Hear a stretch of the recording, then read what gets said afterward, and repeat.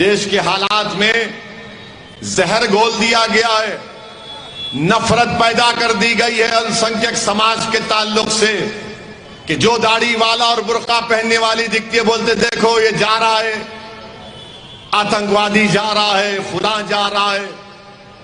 بلکہ حد تو یہ ہو گئی کہ کرناٹکا کے ایک یونیورسٹی میں اس کے کلاس کے اندر ایک پروفیسر نے ایک مسلمان بچے سے پوچھا تمہارا نام کیا ہے؟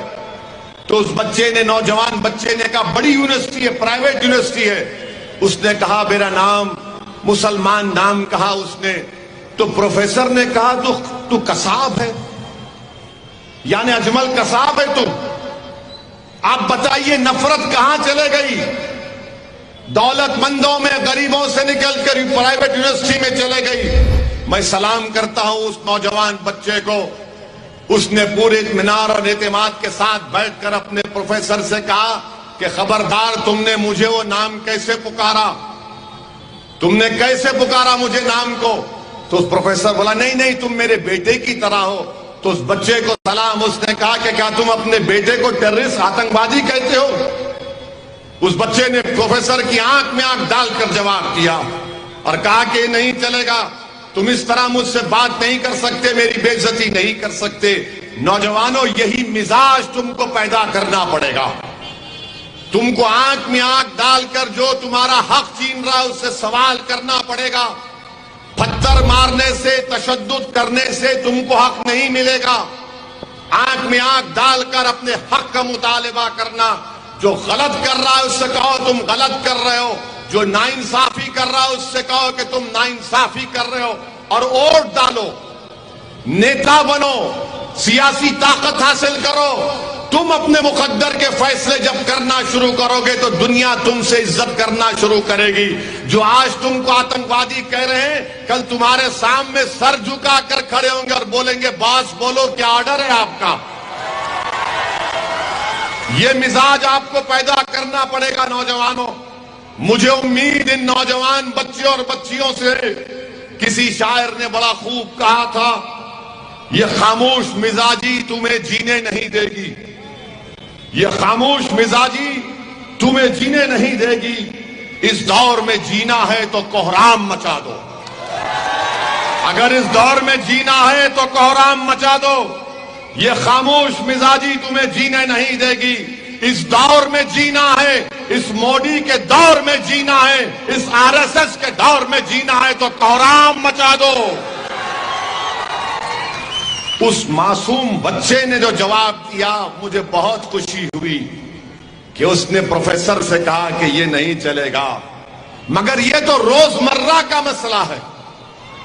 ہماری بہن جاتی ہے، جاری دیکھو، کوئی داڑھی والا جا رہا، دیکھو وہ جا رہا ہے۔ بولنے والوں تم کتنا بولو گے، مگر کیا تم یہ نہیں دیکھ رہے کہ پیٹرول اور ڈیزل کتنا قیمتی ہو گیا؟ ہم کو گالی دینے والوں کیا تم نہیں دیکھ رہے کہ تمہارے بیٹوں کو تنخواہ نہیں ملتی ہے، نوکری نہیں ملتی ہے، مگر پھر بھی بولیں گے کچھ بھی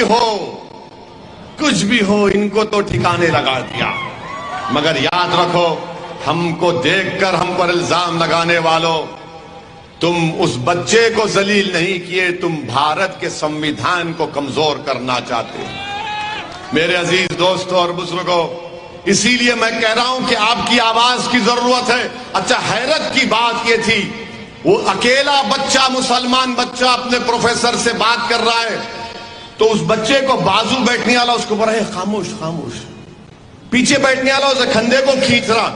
مجھے دکھا کہ مجھ سے بھی ایسی ہوتا ہے، جب چناؤ لڑنے جاتا ہوں، ایسا ویسی کیوں جاتے یار گجرات کو، رکو نا۔ کوئی ایسا ہاتھ پکڑتا، میں ان کو بولتا ہوں بھائی بازو ہٹ، میں مقابلہ کرنے جا رہا ہوں، میں اپنے مقدر کو آزمانے جا رہا ہوں۔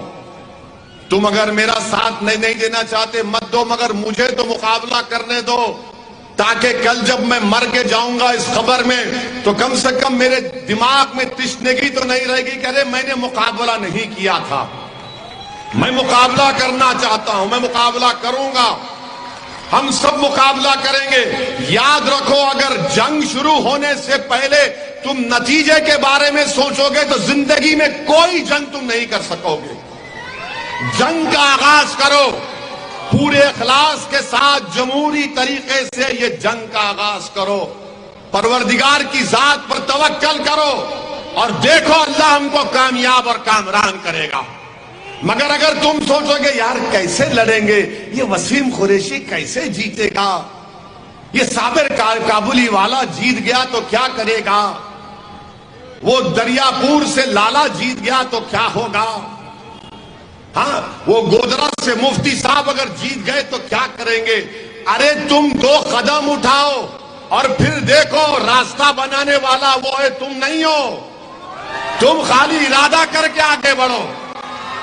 اور یاد رکھو یہ لڑائی، یہ جدوجہد جو ہم کر رہے ہیں آج کے لیے نہیں کر رہے ہیں، میں مر جاؤں گا آپ مر جائیں گے، مگر یہ معصوم بچوں کا مستقبل اچھا رہے گا انشاءاللہ تعالی۔